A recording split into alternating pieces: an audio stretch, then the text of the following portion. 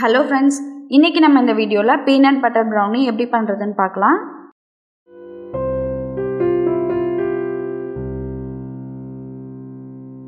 இது பண்ணுறதுக்கு நான் இன்றைக்கி 150 கிராம் அளவுக்கு டார்க் சாக்லேட் எடுத்திருக்கேன். இதை வந்து நல்லா சின்ன சின்ன பீசஸாக கட் பண்ணிக்கோங்க.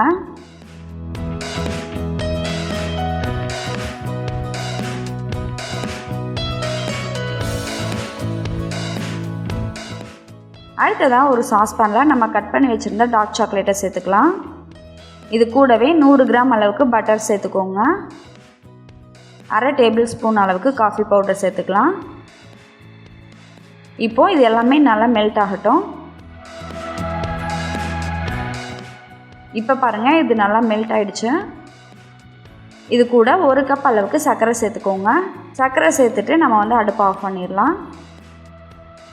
அடுத்ததாக ஒரு பவுலில் அரை கப் அளவுக்கு நாட்டு சர்க்கரை சேர்த்துக்கோங்க. 1/4 டீஸ்பூன் அளவுக்கு உப்பு, அரை டீஸ்பூன் வெண்ணிலா எசன்ஸ் சேர்த்துக்கோங்க. அடுத்ததாக இதில் 3 முட்டையை சேர்த்துக்கலாம். ஒரு முட்டையாக சேர்த்துக்கோங்க.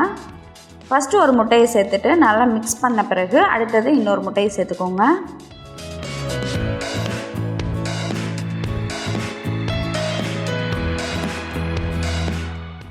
இப்போ பாருங்கள், 2 முட்டையை சேர்த்து நல்லா அடித்தாச்சு. அடுத்ததாக இன்னொரு முட்டையை சேர்த்துடலாம். இதெல்லாம் சேர்த்த பிறகு நம்ம ஒரு 5 நிமிஷம் நல்லா பீட் பண்ணிக்கலாம். இப்போ பாருங்கள், இது நல்லா மிக்ஸ் ஆகிடுச்சு. அடுத்ததாக நம்ம மெல்ட் பண்ணி வச்சுருந்த சாக்லேட்டை கொஞ்சம் கொஞ்சமாக இதில் சேர்த்து நல்லா மிக்ஸ் பண்ணிக்கோங்க.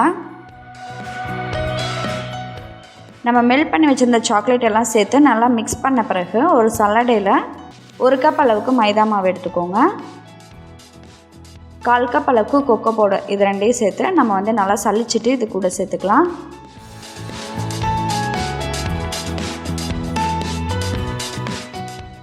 இந்த மாதிரி 3 டைமாக பிரித்து சேர்த்து நல்லா மிக்ஸ் பண்ணிக்கோங்க.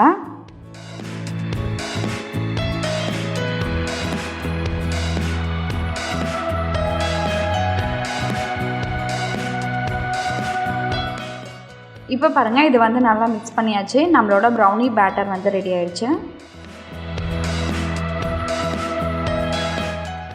அடுத்ததாக நான் வந்து இன்றைக்கி 18 ஸ்கொயர் பேன் எடுத்திருக்கேன். இதில் ஃபஸ்ட்டு வந்து நம்ம பாதி அளவுக்கு மட்டும் பேட்டர் வந்து ஊற்றிக்கலாம். இப்போது இது மேலே நம்ம பீனட் பட்டரை வச்சிடலாம்.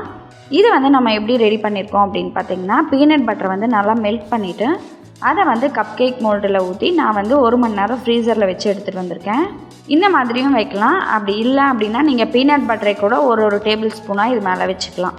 இப்போது இதுக்கு மேலேயும் ப்ரௌனி பேட்டரை ஊற்றிக்கோங்க.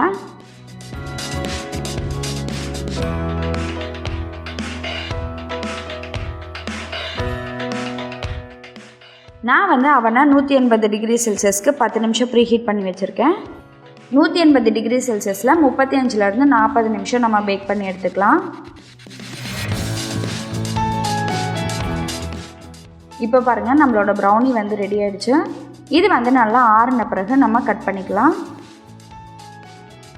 இந்த மாதிரி கட் பண்ண பிறகு நம்ம வந்து கத்தியை ஒரு டிஷ்யூ பேப்பர் வச்சு நல்லா துடைச்சிடலாம்.